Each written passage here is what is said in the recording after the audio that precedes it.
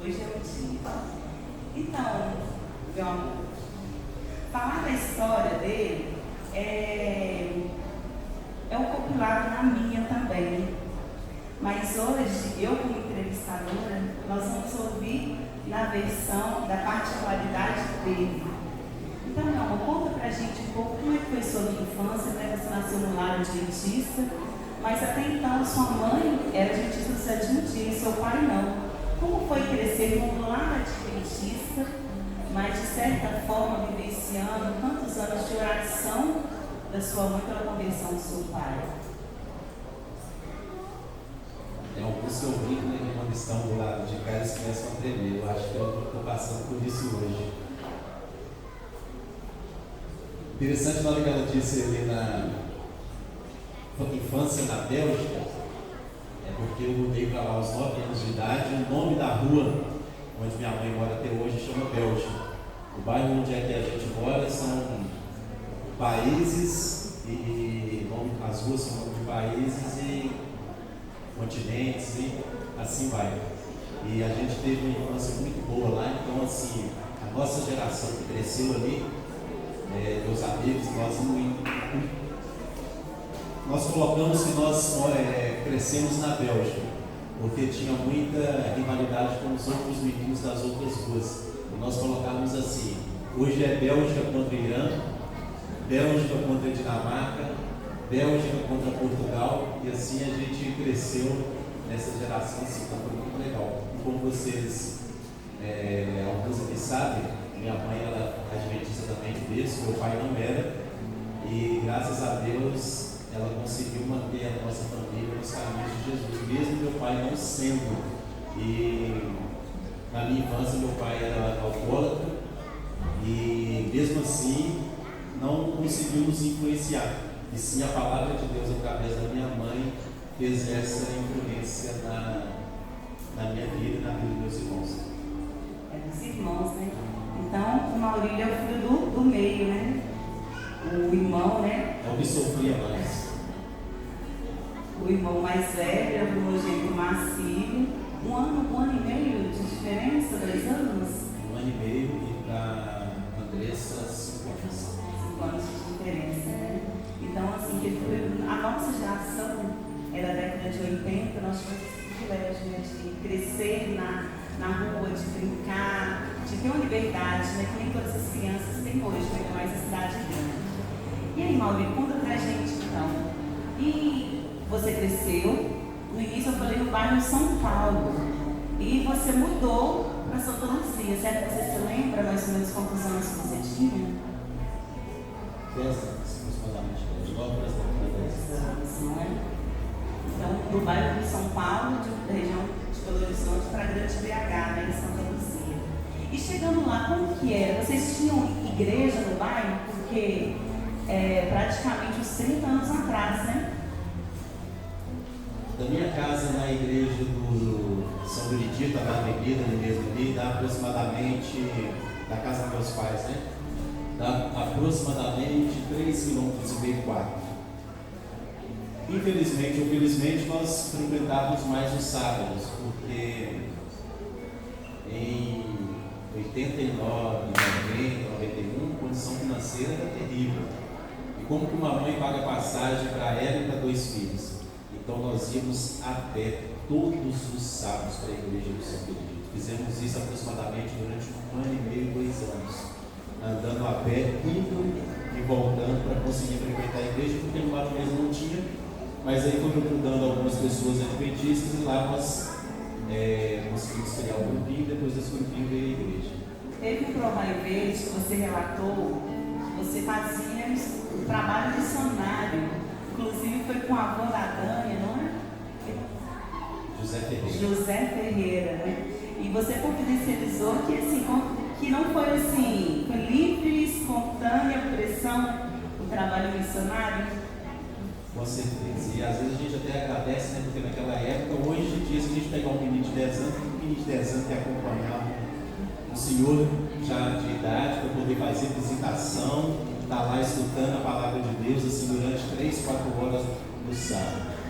Mas a gente agradece muito por ter feito isso, né? Porque isso também ajudou a gente a fortalecer e entender como que eram as promessas. Então você considera que esse período de trabalho missionário, evangelismo, mesmo pré-adolescente, adolescente, influenciou na sua vida cristã, na sua caminhada hoje? Com certeza, porque naquela época ficava a raiva, né? Mas depois de algum tempo a gente entende que aquilo foi para o nosso crescimento espiritual e também pessoal. E com isso contribuiu para a criação, né, de um grupinho que hoje se tornou igreja, né?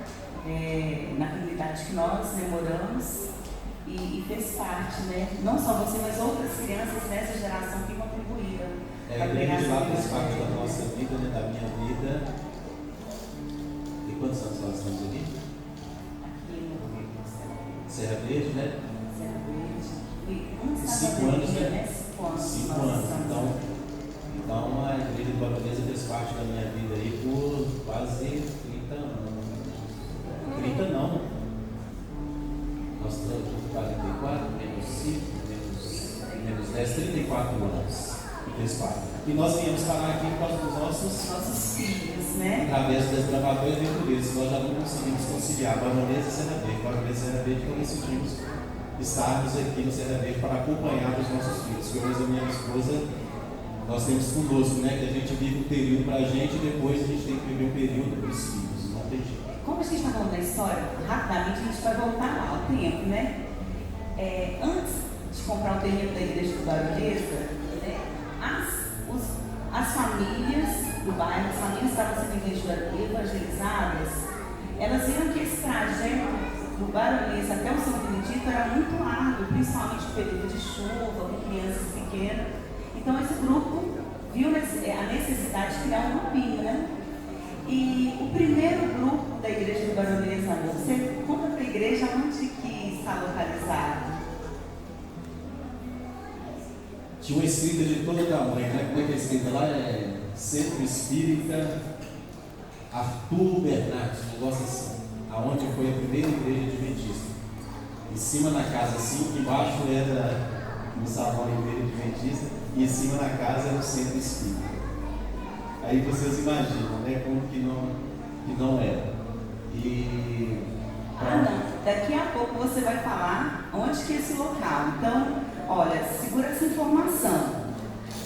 O primeiro grupo se reuniu, né, em um local alugado, onde embaixo era a igreja, era um grupinho, a igreja adventista do 7º dia do Baronesa, em cima, no mesmo lote, o Centro Espírita. Então, guarda a informação aí. Então, vamos continuar a história, depois a gente volta. Então, você cresceu, participou desse processo de evangelismo, né, do bairro, da igreja, se tornou adolescente, inclusive frequentava muito a igreja da Serra Verde, da irmã Ângela, tem as lembranças aqui. Né? Ele era um jovem que gostava muito, acho que tipo o JP, que gosta de passear nas igrejas, né? Fazia muita amizade, era popular assim, né? O Maurício, então era conhecido de muitos membros aqui. Só que chegou um período na vida dele, quantos anos? 19, 18 anos? Qual período? 19, 18 anos. O que aconteceu na sua vida? Eu falei na biografia, amor. Ah, tá.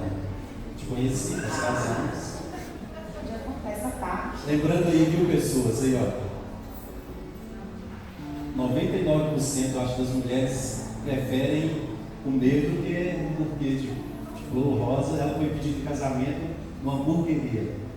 Levou para comer hambúrguer para não ter o erro de tomar um não, né? Nós, gente, o hambúrguer não foi aquele assim, básico, não, foi aquele tudo assim, sem bacon. O resto tinha tudo. E o sim foi certeiro. Então nós nos conhecemos na igreja, né? Tivemos poucas semanas de amizade, comecei a namorar. E depois de 2 anos nos casamos, né, meu amor? Só que quando nós nos casamos, conta aí, amor, o que nós tínhamos? Não sei se eu faria de novo. Porém, nós não tínhamos nada, fomos morar na casa dos meus pais. Não aconselho isso para ninguém, para jovem nenhum. Pense bem antes de fazer isso. Não significa porque em alguns dão certo e de repente todos vão dar. É uma complicação enorme. Mesmo tendo dado certo, passamos por maus e maus momentos também. E confesso a vocês que no período de 2 anos, 3 anos de casamento, a cabeça dele teve pensamento de separação. Tanto de Heloísa, tanto de Maurílio, mas Deus foi misericordioso com nós dois.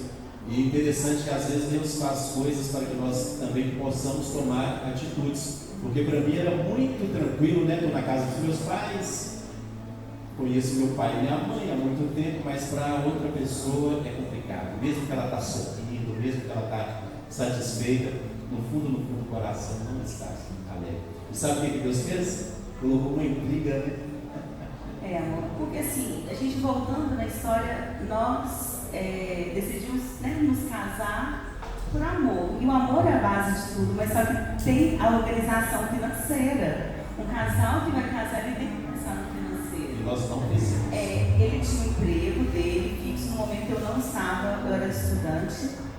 Então a única renda era dele, então a gente fez o combinado, né, amor? Ele fez a proposta, a gente mora um tempo na casa, né, dos pais, e com isso nós vamos juntando dinheiro para adquirir a nossa casa própria. Isso demorou longos 8 anos. Só que nenhum de nós tínhamos curso superior. Aí você fez a proposta, assim, amor, já que eu tenho emprego fixo, você vai para a faculdade, a gente vai investir na questão do estudo, e nesse momento a única renda física, financeira era dele, né? É nossa, né? Mas ele trabalhava naquele momento e ele investiu nos meus estudos. E também com a organização financeira, e a gente começa a pensar, né, na organização financeira. O Maurício sempre foi um bom administrador, conciliava dízimos, ofertas, o nosso trabalho, as contribuições da igreja, administração financeira e um fundo também para a gente adquirir na época que era o nosso sonho da casa própria. E ainda entrou a questão da faculdade, né, amor? Então a gente ficou no período. E sem contar que Deus mandou um presente para a gente, que a gente às vezes não espera. Nós tínhamos 6 meses de casado, mais ou menos. E Deus nos deu um presente. Fiquei grávida da Alice. Nós ficamos grávidas da Alice. Estávamos na casa da minha sogra, com um plano de estudar, mas eu não estudava ainda, só uma renda financeira. E Deus, ele foi fiel conosco, né, amor? Eu fico pensando, mas como é que deu conta disso, né? Tá, vamos entrar na história. Então, gente, nesse período, o que aconteceu? Nós estávamos, Alice já havia nascido. Eu estava, ele como eu cansei, eu vou preocupar e vai contar a história, tá? Você vai para outra parte, vou chegar lá. Então, nós tivemos a Alice, a única renda dele. Eu entrei na faculdade e o Maurílio teve uma ideia de como complementar a nossa renda. Qual foi a ideia, meu amor, que você trocou naquele período? O ano foi 2006. Nós fizemos uma aquisição sem casa ainda, e foi uma troca de um carro. E eu usava ela para poder trabalhar, como que Deus é, como que Ele age.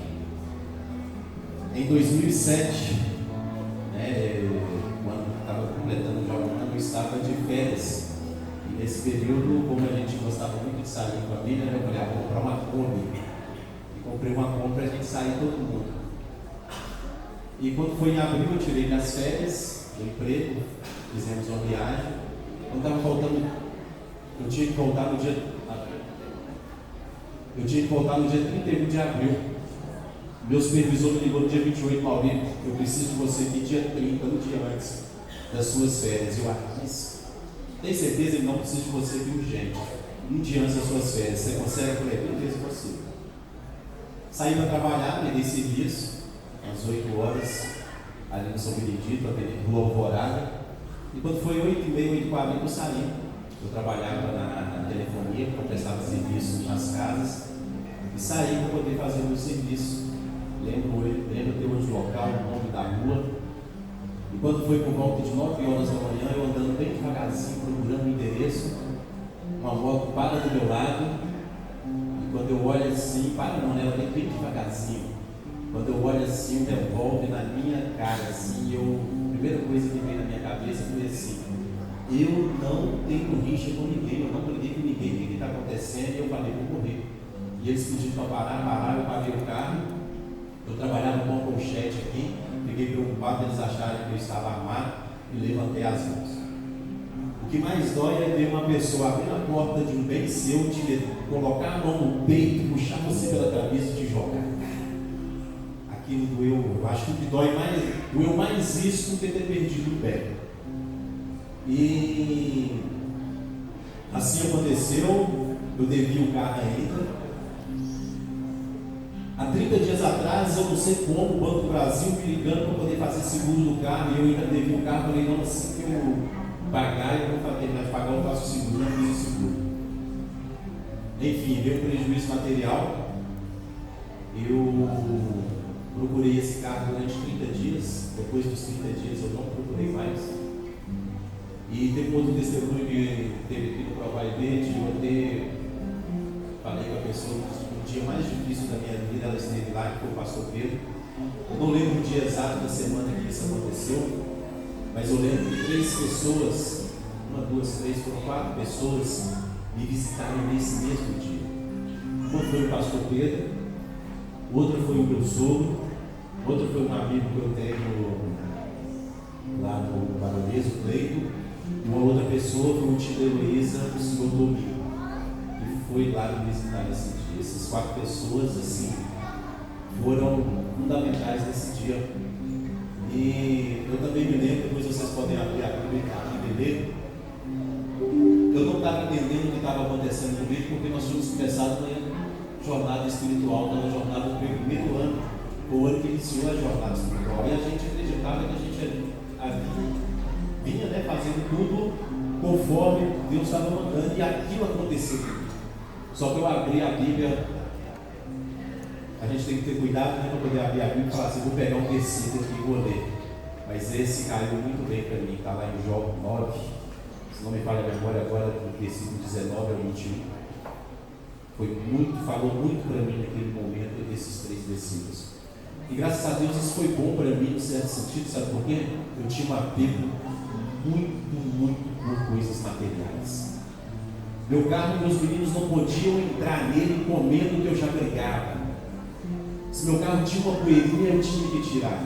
E era um carro branco, e eu trabalhava com ele todos os dias. E ele andava impecável, porque eu era chato ao extremo. Até para fechar a porta. Eu era chato ao extremo. E Deus me mostrou que aquilo que você estava fazendo, sabe comigo? Mostrando que coisas materiais estavam tendo muito mais valor do que pessoas. Eu brigava com minha esposa, eu brigava com meus filhos. Às vezes a gente briga por mais que a gente ama, né? Às vezes uma pessoa que você tem uma calúnia, você não fala nada, porque você tem um certo receio. Mas quem você ama geralmente é o que você mais machuca, né? Com algumas ações e palavras. E graças a Deus ele me libertou disso depois disso. Graças a Deus ele tirou essa coisa de ter mais matéria do que amar pessoas. Ele tirou depois disso.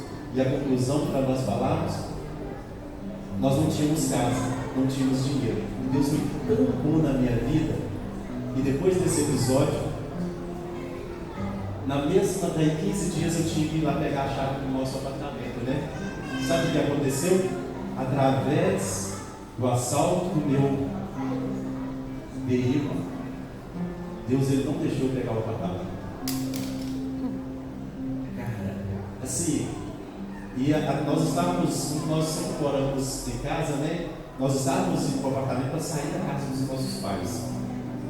Mas Deus sabia onde nós queríamos morar, que era uma casa. E Ele não deixou nós pegarmos essa chave. Sabe por quê? Porque eu fiquei sabendo que o meu nome, através da compra que eles roubou, eles levaram alguns documentos meus. E através do dia que eu fui lá pegar a chave, Deus falou: você hoje não pode pegar a chave. Sabe por quê? Seu nome está sujo. E eu não sabia sujo porque eu não comprei nada. Mas eles conseguiram fazer compras em meu nome e sujou o nome. E Deus falou: você não vai pegar o apartamento. Tanto que eu e meu amigo meu, nós estávamos comprando junto, ele mora até hoje nesses apartamentos. E eu não pude pegar. Eu penso na tristeza. Mas às vezes a tristeza que nós passamos hoje é o bem que Deus está nos preparando. E no período de 3 anos, o nosso propósito de estarmos ofertando a Deus, dizimando a Deus e seguindo o caminho dele, Ele nos deu o privilégio de comprarmos aonde nós moramos hoje, aonde estava escrito Centro Espírita Arthur Bernardes, e aonde foi a primeira igreja adventista do sétimo dia, que é o salãozinho, era o salãozinho. Foi aonde que Deus permitiu que eu e a minha esposa nós comprássemos lá, e hoje nós moramos lá para a glória de Deus. E eu lembro como se fosse hoje, um dos vizinhos falou assim: Maurício, você comprou aqui? Eu falei: comprei. Pelo amor de Deus, passa uma tinta nesse Centro Espírita Arthur Bernardes, nós já não aguentamos mais ver esse escrito aqui. E para a glória de Deus, nós mudamos para lá, moramos lá, e hoje moro com a família que acredita num Deus verdadeiro, vivo, que morreu por nós na cruz. O período da nossa vida que nós achamos que perdemos tudo, em pouco tempo Deus restituiu, mostrou que Ele é o dono de tudo. E quando Paulo fala para que não ficarmos com raiva daqueles que nos tiram algo, porque na verdade Deus permite, mas é Ele que dá. E Deus tem provado que Ele é muito bom em nossas vidas, né? É só uma parte das Uma pequena parte eu experiências. tenho corrido aqui essa história, mas é uma das histórias que nos marcou muito a nossa família. Eu também não poderia deixar de falar aqui. Como família, e nós falamos aqui sábado passado também, e nós só conseguimos isso porque, graças a Deus, nós trabalhamos como um só, né? Nós dois trabalhamos até hoje. E eu queria deixar aqui também frisado para a igreja, principalmente casal que tem passado por problemas financeiros. E a cliente Daniel aqui semana passada deixou um relato muito satisfatório, que eu fiquei assim, surpreso ao saber também. E uma coisa também que fez com que Deus colocasse nos nossos corações: que entre casal, quem administra bem as coisas tem que ficar para quem administra bem, não tem como. E desde quando nós casamos, a Luísa começou um estágio dela e eu lembro que minha esposa hoje tinha um cartãozinho que recebia R$100. E me chamou a atenção que quando ela recebeu esse cartãozinho de R$100, ela falou comigo assim: aqui está a senha e esse aqui é o cartão. Não é muito, mas vai ajudar nas coisas de casa, porque é o que a gente tem. E assim foi, estágio, e a gente administrando. É lógico que um administra, mas os dois entram em um consenso nas condições financeiras. E chegou um período que ela formou, passou no concurso, e o que chamou a atenção é que o cartão do banco dela, ela colocou na minha mão e falou assim: está aqui para você administrar e a gente continuar administrando. Isso não significa porque eu era um homem, ela tinha que ser, não é isso, gente. É porque ela reconhecia que de repente ela não. Posso contar um segredo? Porque acho que eu não te contei. Ixi, todo mundo. Nosso tempo esgotado, você vai falar de segredo. O segredo, meu amor, é porque quando nós nos casamos, não sei se você se lembra, lá no quartinho, no quarto da sua mãe, você me mostrou onde ficava o dinheiro e falou assim: amor, esse dinheiro aqui não é meu, é nosso. Ele está aqui. E você me surpreendeu aquele dia porque quando eu estava prestes a me casar, eu fui demitida. E eu disse: poxa, eu vou casar, vou morar na casa da minha sogra, e sem nenhum recurso. Eu fiquei assim, muito triste, assim, chegar no casamento sem poder contribuir com nem um centavo. E ele abre aquela gaveta e fala: o dinheiro é nosso. Não colocou restrição que eu tinha que pedir, ou simplesmente falou: é nosso. E eu fiquei esse tempo que eu comprei uma sandália quando eu trabalhava, dividi em parcelas, fui mandada embora, casei, o dinheiro acabou. Eu fiquei sem graça de falar para ele que faltava 2 parcelas da sandália. Inclusive até recebi uma ligação cobrando. E eu tinha vergonha de falar para ele que estava aquela dívida, né? Mas um dia eu falei com ele assim: nossa, ele vai brigar comigo, ele vai falar na minha cabeça que eu fiz dívida. E ele só olhou para mim, marcou o dia, foi comigo, quitou, sabe, as parcelas da minha sandália. E ele me surpreendeu muito. Então naquele dia eu percebi que realmente, em questão financeira, casamos e não era dele nem meu, e era nosso. Então foi por causa dessa sua atitude, da sandália e do dinheiro que era nosso, que quando eu tive o meu primeiro, né, ganho financeiro, eu coloquei na sua mão, porque eu entendia que realmente era nosso. Então é isso, meu amor. Não sei se eu te falei que mas eu acho que daí surgiu, né, essa compreensão financeira. Então lembrando, se hoje você ganha muito, coloque nas mãos de um todo. Sabe por quê? Porque um dia você pode ter ganhado pouco. E eu costumo brincar, né? E falo com alguns que a gente tem conversa no particular. Eu falo assim: olha, quando a minha esposa ganhava 100 reais, eu não vou falar em termos de números, né, nem percentuais, eu ganhava bem mais que ela colocou na minha mão. Aí eu costumo brincar: hoje ela ganha bem mais que eu e continua da mesma forma.